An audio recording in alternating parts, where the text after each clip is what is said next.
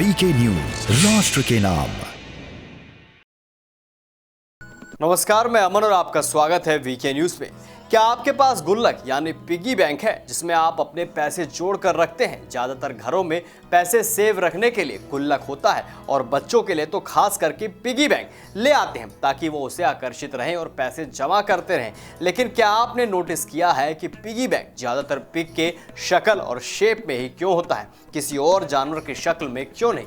आज मैं आपको इसी सवाल का जवाब दूंगा कि पिगी बैंक का नाम कैसे पड़ा और इसका शेप पिग की तरह क्यों रखा गया है। 15वीं शताब्दी में मेटल बहुत महंगा होता था, इसी वजह से घर के बर्तन बनाने में इसका इस्तेमाल नहीं किया जाता। उस समय घरेलू बर्तनों में मेटल की जगह पिगी नामक एक किफायती मिट्टी यूज करते थे। औरतें अपनी बचत यानी सेविंग्स को पिगी मिट्टी के जार में रखती थी। इसी वजह से उस समय उस जार को पिगी बैंक या गुल्लक के नाम से जाना जाने लगा। 19वीं सदी में जब अंग्रेजी कुम्हारों को पिगी बैंक या गुल्लक बनाने के ऑर्डर मिले तो उन्होंने पिग की शक्ल जैसी गुल्लकों को बनाना शुरू किया। बस तब से गुल्लक को सुअर के आकार में बनाना शुरू हो गया था। जैसे ही हम सभी लोग जानते हैं कि घोड़ा, हाथी, गाय, बकरी, भैंस और कुत्ता चारा या पर्टिकुलर खाना खाते हैं जिसकी लागत इन्हें पालने वालों को सहन करनी पड़ती है। उसके बाद से ये जानवर किसान के लिए कुछ ज़्यादा फायदेमंद होते हैं। लेकिन क्या आप ये बात जानते हैं कि भारत के ग्रामीण इलाकों में एक ऐसा जानवर पाला जाता है जिसको रखने में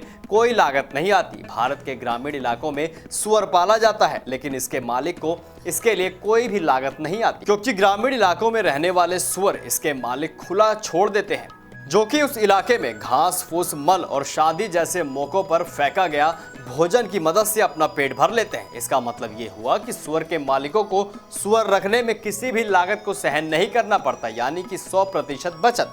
जब ये सुअर बड़े हो जाते हैं तो महंगे दामों पर बाजार में बिक जाते हैं, क्योंकि सुअर के शरीर में बहुत फैट होता है जिसकी बाजार में बहुत मांग होती है। इस तरह सुअर रखने वाला व्यक्ति बिना किसी लागत के सुअर पाल कर बड़ी मात्रा में बचत कर लेता है। इसलिए भारत में सुअर को गुल्लक के रूप में दिखाया जाना बिल्कुल सही प्रतीत होता है। हालांकि भारत में लागू होने वाले ये कॉन्सेप्ट विकसित देशों में लागू नहीं होता और सुअरों के मालिकों को इन्हें पालने के लिए बड़ी मात्रा में खर्च करना पड़ता है। ये है ड्रीम मीडिया नेटवर्क और आप देख रहे हैं देश का पहला 24/7 digital news channel VK news, राष्ट्र के नाम।